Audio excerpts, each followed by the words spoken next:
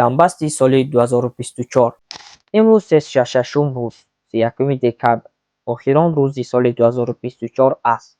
با چی گفتنیم سال 2024 هم تمام شد.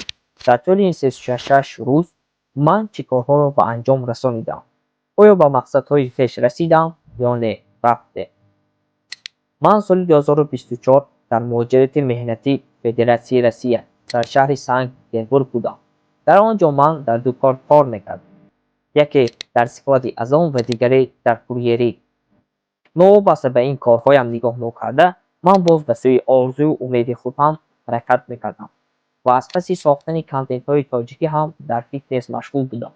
اولا به من خیلی مشکل بود، زیرا یکی کار و دیگری رفتم به سوی آرزو و امید خوب. چه علاج؟ صبر کرده به خود میگفتم چیزی به حکمت نیست و به پیش حرکت میکردم.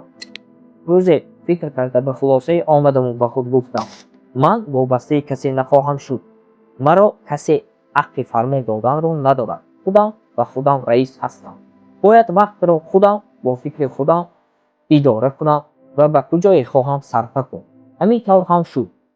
کار میکردم، با ورزش مشغول میشدم و هم شبکه‌های اجتماعی خود را به پیش میبردم تا ماه نوامبر سال 2024. ماه نوامبر سال 2024 با سبب‌های شخصی خود ترک فدراسیون روسیه کرده و وطن عزیزمان برگشتم. تا اولی دکبر در وطن بودم و از پس آرزوی نقشه‌های خود گشته و دولت همسایه‌مان ازبکستان آمدم. حالا هم اینجا هستم. خلاص سال 2024 سالی بود که من مستقلیت به خود باور کردم و به کسی وابسته نشدن را از خود کردم و مقصد و هدف‌های گذاشته خود هم نیز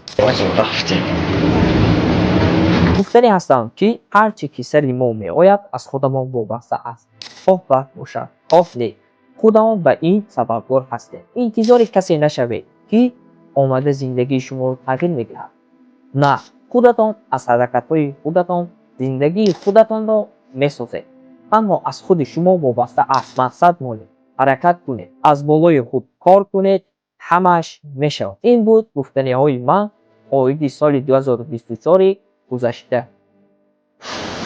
اکنون شما به خود سوال دهید حرکت اول سال 2024 تا با آخر سال 2024 مقایسه کرده؟ آیا به مقصدهای گذاشته‌تان رسیدین؟ حتما در زیر کامنتاری نویسید.